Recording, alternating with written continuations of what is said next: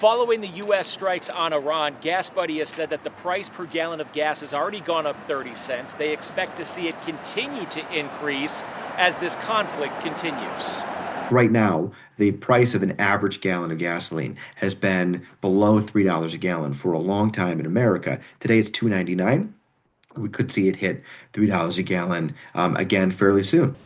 If we have a little high oil prices for a little while, but as soon as this ends, those prices are going to drop, I believe, lower than even before. People living in Nevada are already crossing the Utah state line to get gas in St. George because it's cheaper, and they say if the price continues to go up, they plan to go to Arizona to regularly get gas. It's not good. I wish things were cheaper. St. George drivers feel gas is already expensive and are bracing for increased prices. I think it can affect a lot of people. I mean, just driving to even work or stuff costs quite a bit of money just because it takes gas. John Trainer with AAA Utah says crude oil prices have traded about $7 to $9 more than before the strikes. Nothing affects your gas prices more directly than the price of crude oil. It represents about 60% of what you pay at the pump. So when crude oil goes up, your gas prices likely will go up as well. Petroleum analyst with Gas Buddy Matt McLean says 20% of the world's oil supply passes through the Strait of Hormuz, which borders Iran and major oil exporters Saudi Arabia, Kuwait, Iraq, and Qatar. He says while the U.S. gets most of their oil supply from the Americas, any disruptions along the strait will impact prices nationwide. If the Strait of Hormuz is shut down or affected by the war, that's going to really squeeze supply chain. And that means prices could go up or supplies could be delayed. People I spoke with say gas prices will be a huge factor in planning whether to travel. I feel like already I'm kind of like a little stingy with gas just because it costs so much. And it's like if you're a college student and you're having to pay for that and you're having to work and stuff and save for it, it's a lot of money. I drive around a lot, I like exploring, and if I gotta pay for gas even more than I have to, it's gonna be inconvenient. California Governor Gavin Newsom has criticized President Donald Trump for spending more time talking about the construction of his ballroom than he has about the loss of life and the rising price of oil. Spend more time talking about the curtains and his ballroom than into the 4 service members that died because of his operation in his declaration of war without congressional consent. He still has not articulated clear vision of what the end game is, period, full stop. There's no War Powers Act that's been exercised. I'm glad Congress is doing its job this week. Energy prices are up across the globe. Oil prices are up. Gas prices are going up. Every $10 increase in a barrel is roughly 24 cents per gallon that you'll be paying more because of Trump's war. We asked an oil and gas expert to help us better understand why oil and gas prices are so impacted. And he told us that if this conflict were to end today, the price would still be affected for the next 12 months. As a whole, the U.S. produces enough hydrocarbon energy for its own needs. Actually, we overproduce. So we produce enough for our own needs and to help supply energy for parts of the world. However, because of the differences in things like crude weight and quality of natural gas, sometimes it makes more financial sense for us to sell our crude oil to other countries because it's easier for them to refine it and we can make more money by just selling it to them as a feedstock. And we buy crude oil from other countries, particularly heavy crude. Heavy crude is really hard to refine. It's a technology challenge. Very few countries have the technology to refine it, but if you do have the technology, you get a much better yield. So think that make more money off of it. So the U.S. produces light crudes, and you've heard of fracking or shale plays, and we can refine that, but we choose not to. We choose to sell it to other countries that aren't as advanced as us because it's easier for them to refine it. And then we buy that heavy complex crude from the Middle East, Cuba, Canada, because we're one of the few countries that can use it effectively. So sort of like part of the year Florida buys California oranges and part of the year California buys Florida oranges, even though they both produce oranges because the growing season is different. That's what goes on with crude and natural gas globally as a commodity. With the escalation of the conflict in Iran and how other countries in the Middle East are being brought into this or impacted by this, how will that impact the price of natural gas for consumers here in the States? Natural gas prices won't be affected much at all because we produce so much of ourselves that we actually export a lot of it as something called LNG, liquefied natural gas. However, specifically Asia Pacific, that whole region is not going to be affected. It's being affected right now because of the constraint. And I say constraint, the strait is now closed. It's closed militarily, and at the same time, the companies that insure these extremely large vessels that move the LNG and the crude oil around, their insurance companies are not allowing them to enter. So they're effectively blocked both from a business point of view and from a military view. And the price of energy as a whole, not just natural gas, is going up in Asia Pacific, literally while you and I are talking right now, and it will continue to go up. I wanted to get into specifics of sort of the elements of war. I don't know if that's the right terminology, but that do cause this increase in cost, like the closing of the strait or limitations on where, large shipments can go. Can you kind of walk through how prices are actually impacted? Sure. So the first thing that happens anytime something like this happens in the world is a perception movement. So the actual supply and demand has not been affected at all. However, crude oil, natural gas are global commodities, and it's being traded on a minute by minute basis. And so what happens is the perception causes prices to go up. That's what you saw happen on Saturday when it was when the world found out that we had attacked Iran.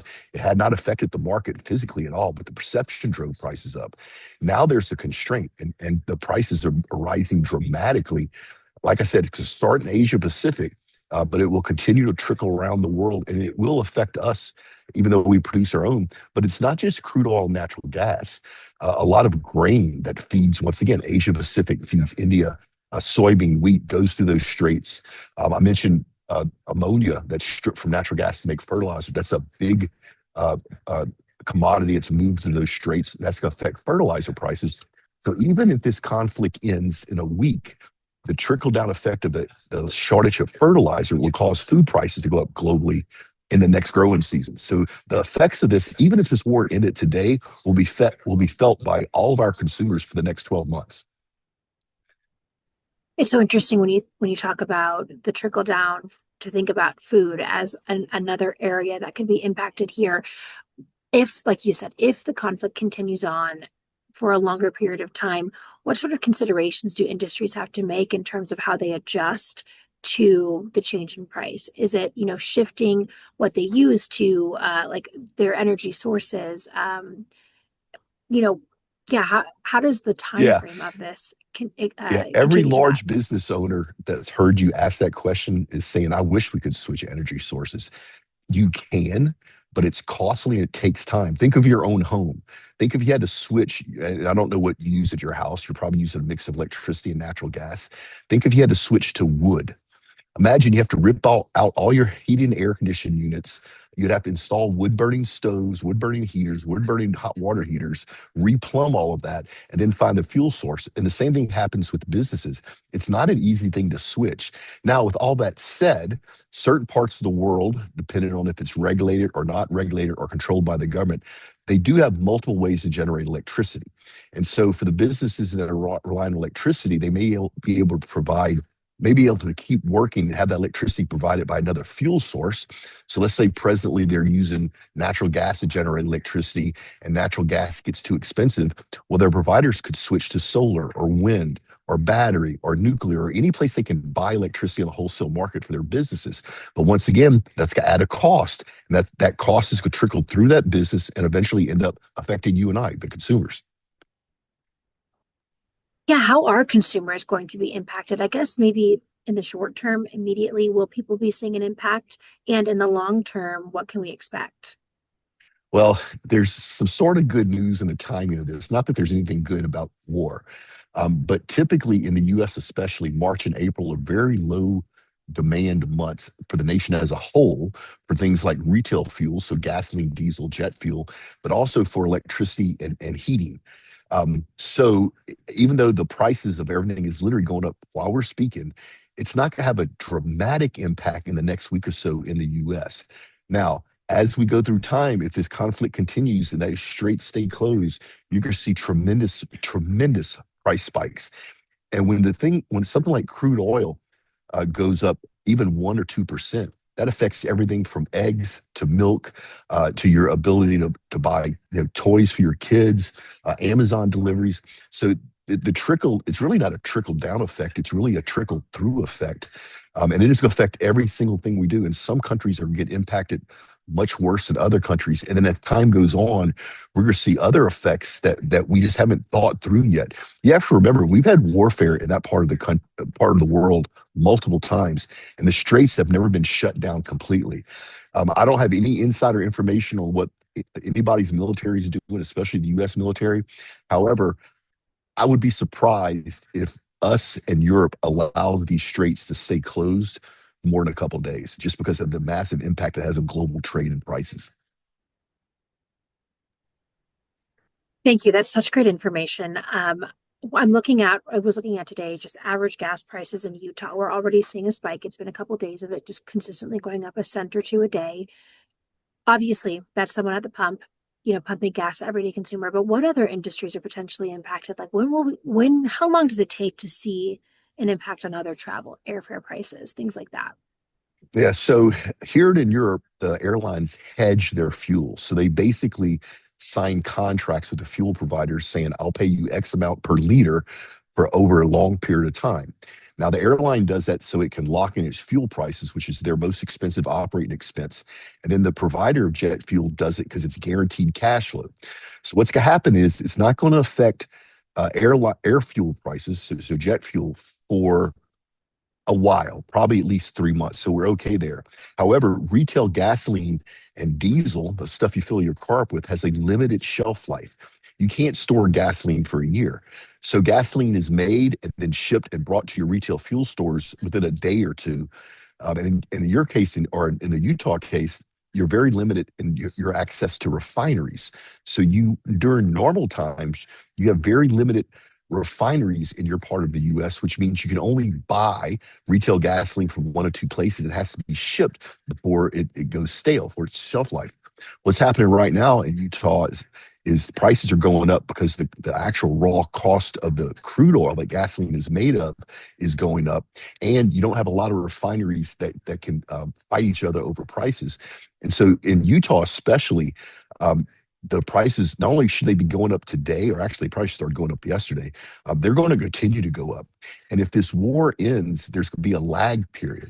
So if I live in Utah right now, I would fill up my car and fill up every spare gas can I have safely, because retail fuel prices are going to go up. They're going to stay elevated for a while, regardless if this war lasts for a day or two or for a week or two. It's going to affect Utah a lot.